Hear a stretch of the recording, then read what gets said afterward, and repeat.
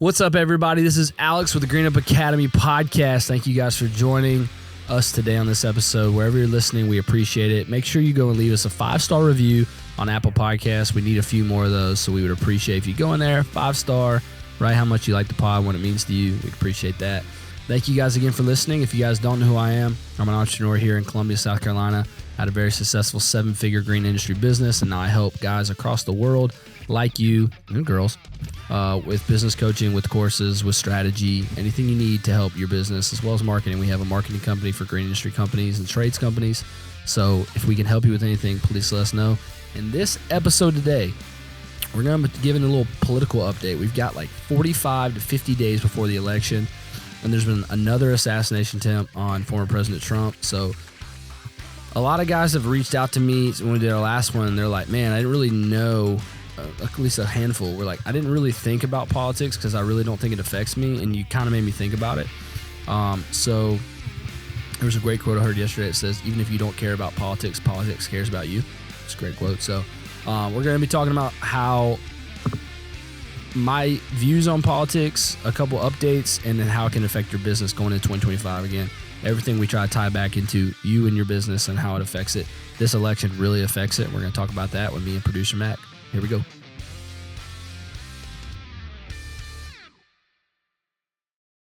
Welcome to the Green Up Academy podcast with Alex Kirby, where we focus on helping you level up your green industry business. Whether it's marketing, finance, employees, or strategy, we talk about everything on this show to help you apply it to your business and change your family and company's future for decades to come. Here's your host, Alex Kirby. Another day, another attempt at killing President Trump. This time on his golf course. This time he was just trying to putt on hole number 5 in silence. And a crazy man was in the bushes. And thankfully, on hole number 6, and thankfully, the Secret Service swept the area. Now, here's where I want to start with this. Okay, if you guys are listening, you didn't really know what's going on, I'm going to give you a quick recap of what happened with President Trump's second assassination attempt, okay? President Trump was at Trump International, I believe, one of his golf courses in Florida, I think. I'm not quite sure where. I think Trump International is in Florida, but do you know? Is it in Florida? West Palm. West Palm, got it. All right. He's got one in other places too. He's golfing on hole number 5, and when the conspiracy theorists are really concerned because apparently he wasn't planning to golf that day, so it wasn't on his itinerary. And so he decided last second. So people were like, how did this guy know he was golfing today? Which I haven't heard that. The That's jokes weird. people say are he golfs every day. It's not hard to guess. But so he was putting on hole 5, and the Secret Service detail that he doesn't have a robust one. We've talked about this. This is a problem, is that the guy in Florida even said this. And now I remember the sheriff, someone said, why is there not more checkpoints and stuff? They're like, well, he's not the sitting president. He doesn't have the full detail. And they were like, we already learned this song and dance one time. He got hit in the ear. It's like, change your policy then, because clearly it's leaving him vulnerable. But anyways, so the Secret Service are sweeping hole 6. So what they do is they go a hole ahead, I guess, and sweep the area. And they find this older white guy in the bushes. They see a muzzle, I believe they saw, with an AK, and they find out it's an AK-47. He's got a GoPro, backpack, and he flees, and they shoot at him. They don't get him, and they end up apprehending him a few minutes later. We find out this guy's been a lifelong criminal, actually from, I think, Greensboro, Charlotte area, somewhere in Greensboro. I don't know. North Carolina. Yeah. And what gets weird about him, and guys, I'm not an expert, but I've read enough and listened to a podcast yesterday. He has over 30 to 40 charges in his life. He's had a lot of issues with the law. He's had 30 or 40 arrests, a lot of issues. But the weird one is he is a huge advocate for the war in Ukraine, on the Ukraine side. So there's a quote of a clip where he says, a lot of wars are gray. this one's black and white. He's literally gone to Ukraine and like advocated and been an advocate for fighting in the war over there. Like he wants America to fight? Yeah, he wants America to fight on behalf of Ukraine, yeah. Oh, I gotcha. And so anyways, another crazy guy. He's tweeted about, he's a big Democrat. He's tweeted about, he lived in Hawaii recently. But all that to say is like, do not blow past, guys, the fact that we are living in a time, we just had a president get 2 times almost assassinated, a former president, soon to be probably president again. He is, all polls say he's going to win right now, not by a landslide, but he's going to win. The soon to be leader of the free world somehow has almost been killed twice. Like, what if they didn't see the muzzle? Like, this was really close up. Mm-hmm. Like, if this wasn't a sniper, this is like a guy in a bush and like near the T-pad type thing. And thankfully they did see him. But like, one, how are people getting on the golf course around President Trump? And then again, it's like just sitting here and reminiscing. Like, we're living in a time we just had a guy almost get killed twice. Yeah, this is crazy. Like, I can't even wrap my head around that. That we are living in this day and age where it's like, and this is what Patrick Bet-David said on his podcast yesterday, and I want you to respond, Mac. He was like, because the news cycle is so fast with social media, we forget about it. Yeah. Like, it wasn't but 4 or 5 weeks ago that President Trump was shot in the ear from a sniper. We have no answers on how this guy got up there. Department of Justice, like, blah, blah, blah. We have no answers. Just like I actually watched Tucker Carlson recently interviewed Jason Aldean. You remember the Mandalay Bay shooting where a guy shot for 20 minutes? Like, there's no answers for that. We never got answers for like who and why and how did he get up there. Yeah. And so it's like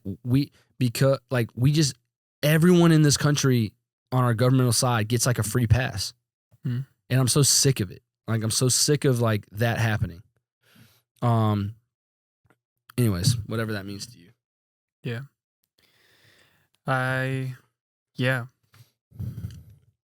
would consider myself a new voter, so this is pretty interesting to, because I'm young, to have to, the first time I'm making political and voting decisions is, something as crazy as this. Did you vote last time? One of our, yeah. That was your first vote, right? That was your first election. Yeah. Mm-hmm. And yep.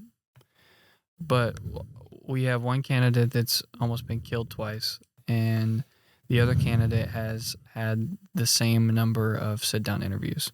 I heard somebody say she's only had 2 sit-down interviews, and only one of them was solo. 7 weeks she's been the nominee. Yeah. 2 interviews, 1 solo. Yep. One was with her VP Walls, who sat there like a guard dog. He only said like 1 sentence, right? It was so at the funny. end. Yeah. I didn't even watch it. Well, we talked about this a minute ago. For you guys, again, who don't watch, care, or listen, it really does matter because, like, as a person, me, who talks and coaches business owners, this is the hardest year in business majority of them have ever had. Inflation, cost of gas, cost of equipment, repairs, labor costs, leads are going down because people don't have money. People are scared about the election, so they don't want to spend money. Like, it's really hard. And if you guys remember, it's so funny how easily we forget. President Trump's 4 years, again, we said about this. Let me state this. I'm not a Trump guy. I'm not anti-Trump, but I'm not pro-Trump at all. I've said this quote, you can not like somebody or not care for somebody, but respect how good they are at their job. That's how I feel about Trump.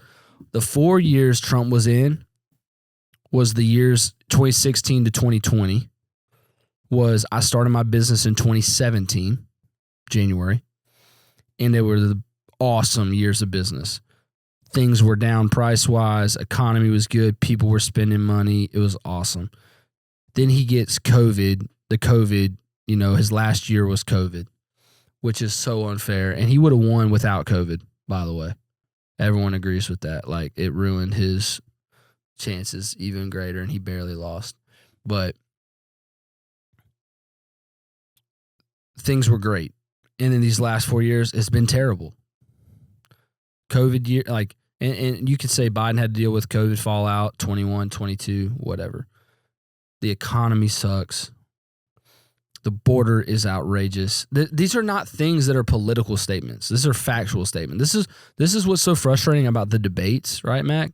Because to me, debates should be factual statements only. We shouldn't go after each other. Like, it's a debate. You're debating facts. Yeah. Or you're debating a point around facts or whatever. Yeah. But it becomes this weird, like, PR contest, like pissing match is what people say. Yeah. Well, you suck, and no, you suck, and here's why you suck. It's like, that's not what a debate is. Yeah. We're debating a point, who's better at talking about the subject. The facts are the border is the most broken it's ever been. That's a fact, a known fact. Mm-hmm. The fact is Kamala Harris was in charge of the border as the VP. Yeah. She's never even been to the border, like physically.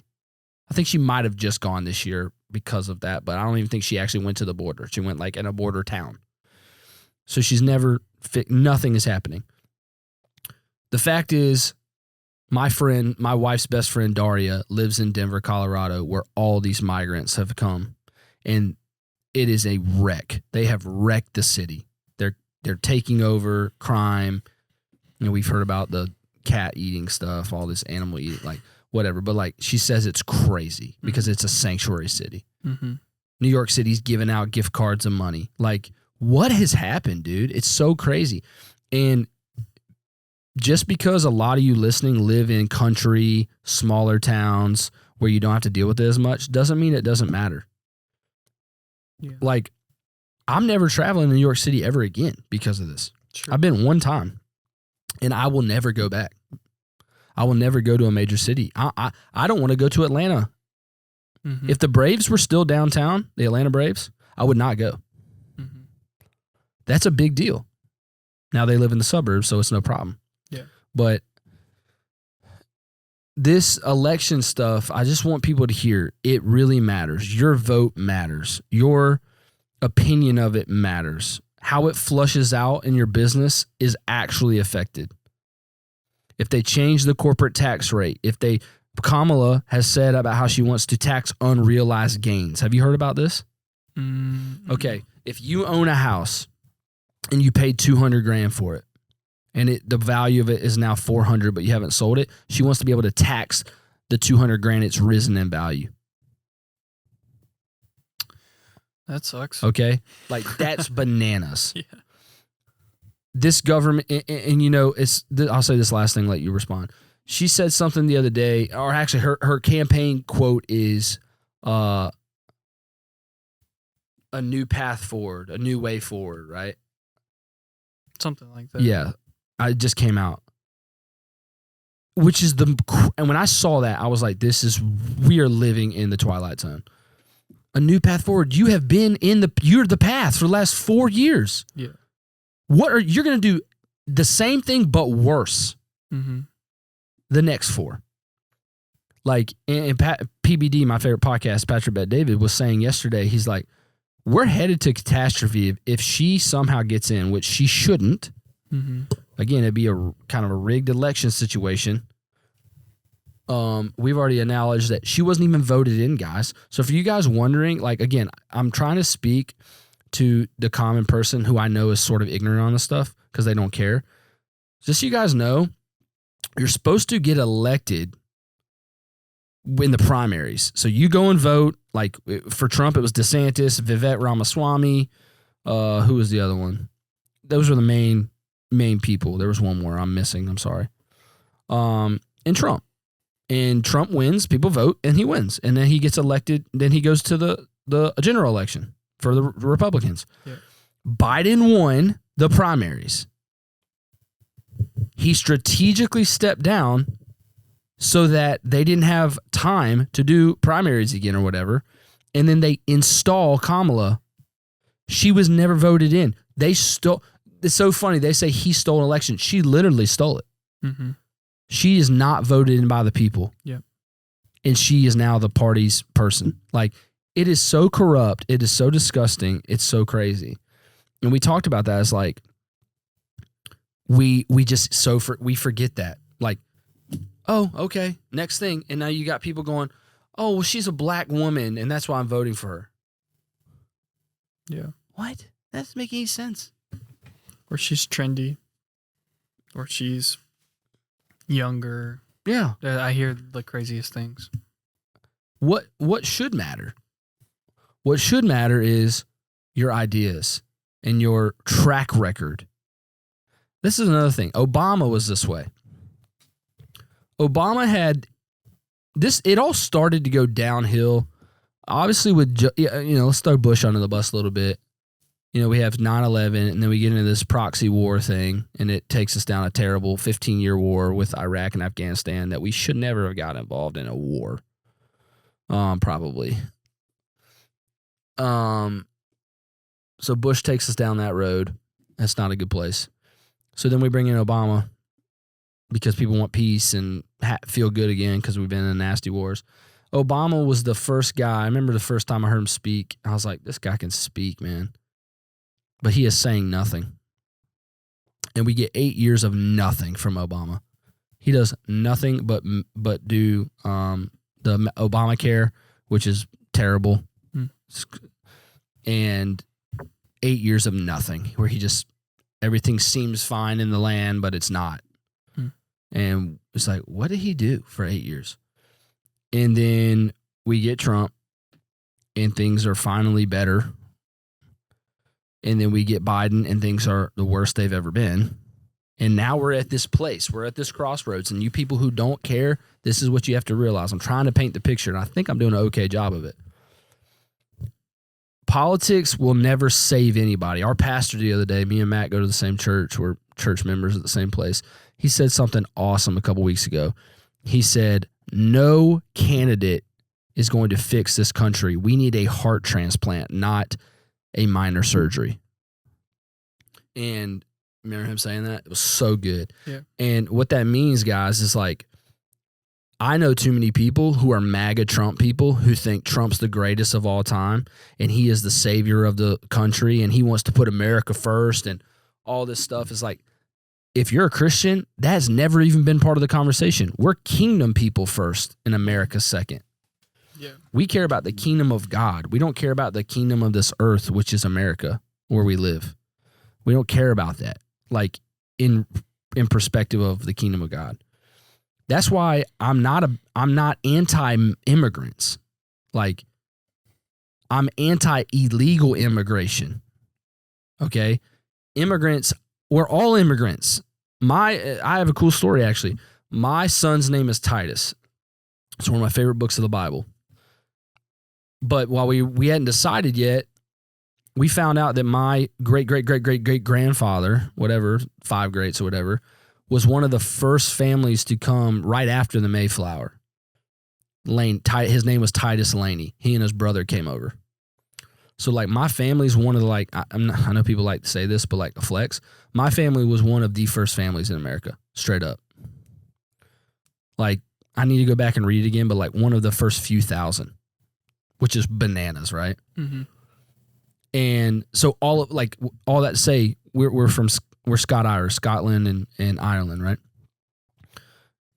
So we're all immigrants at some point. So that argument people make with, like, Christians or Republicans or whatever, they say don't believe in immigration, that's ridiculous.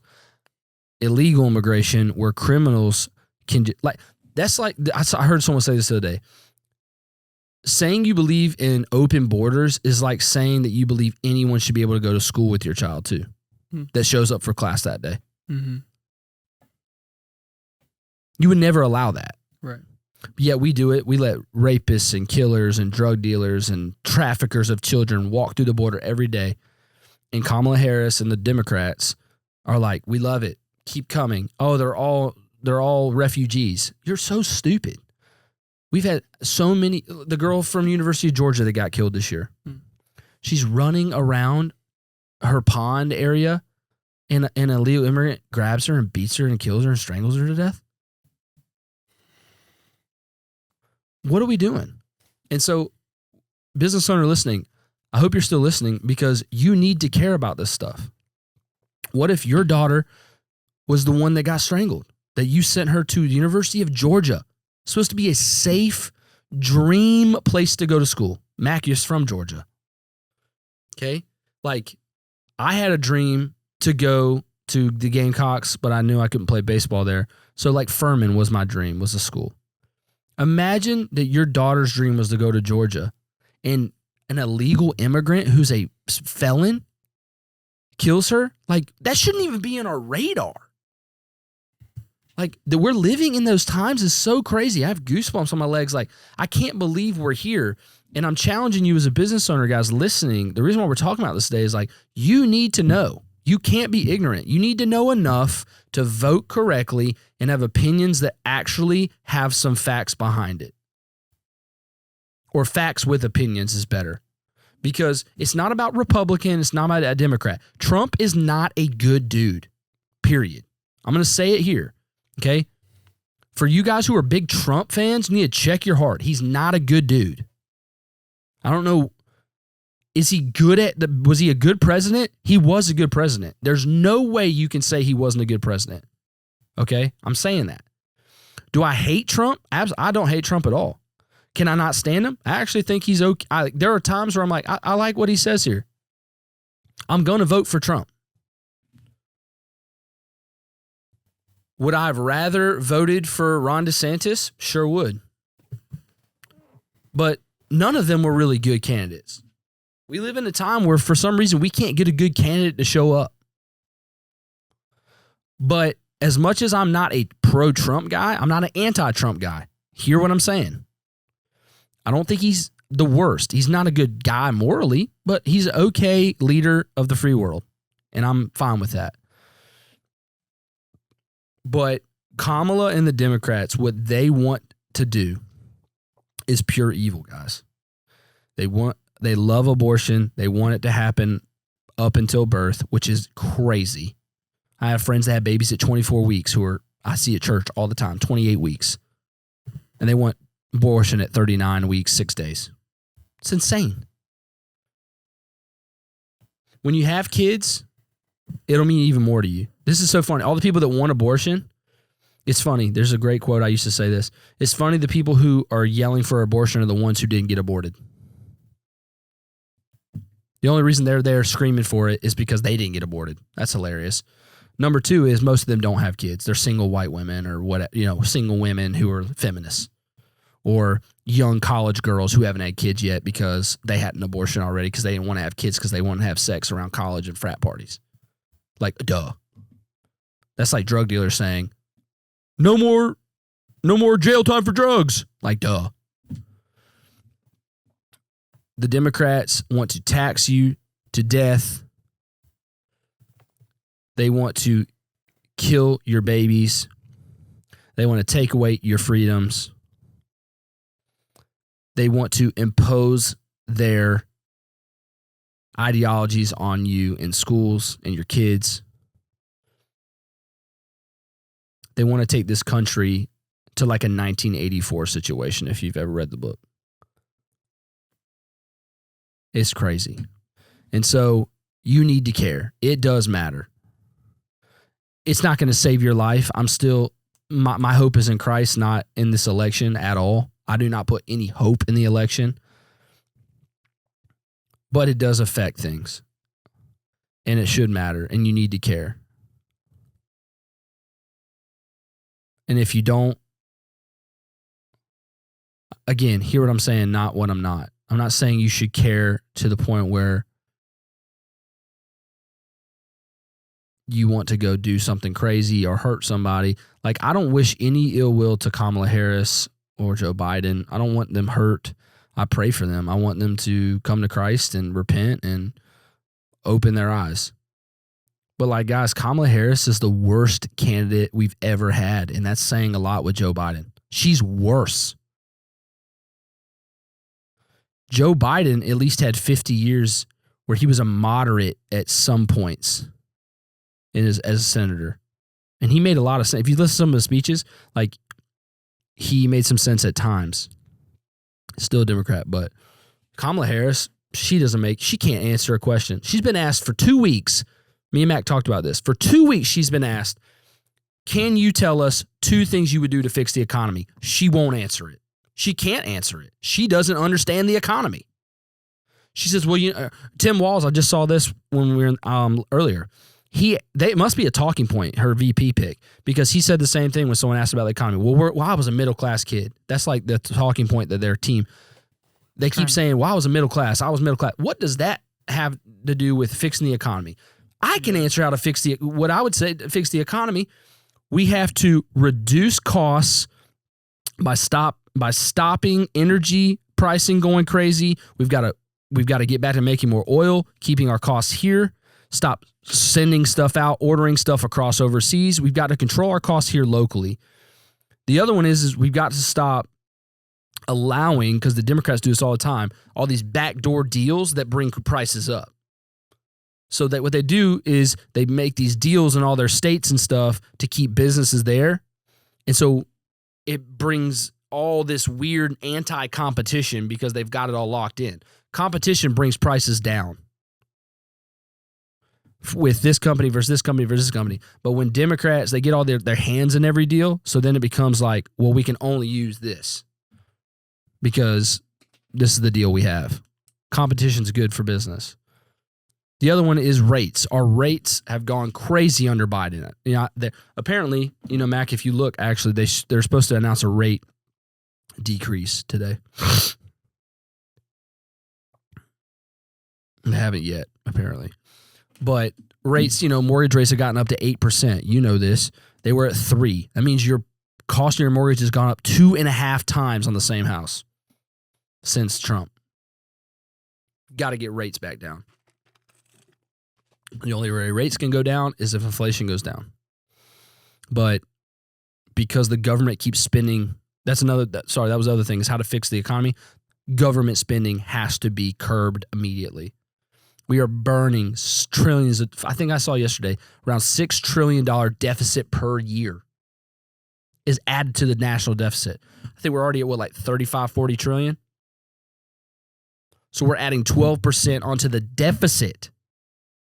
Crazy. So the point of this episode is to give you some information in case you don't really understand it, like Fox News and stuff bores you. Like, hopefully I can talk about it in a way that it makes more sense. Number 2, you need to care. Number 3, if you're a Trump guy, which a lot of you guys listening are, you can be for Trump, but don't think he's going to save you, and don't be a fan like you're, some loyalty thing. I think Trump is not, we should not worship Trump. That's all I'm saying. And then the last one is make sure you understand how all this is going to affect your business, because it's really important. So, Mackie, any final thoughts? No, I think you summed it up. Okay. Well, guys, I hope you keep listening to the episodes. I just want to do a one-off here. I hope you guys are doing good. Make sure you go out and vote here in about 50 days. It's going to be important. This is Alex, the Green Up Academy podcast. We'll see you next time.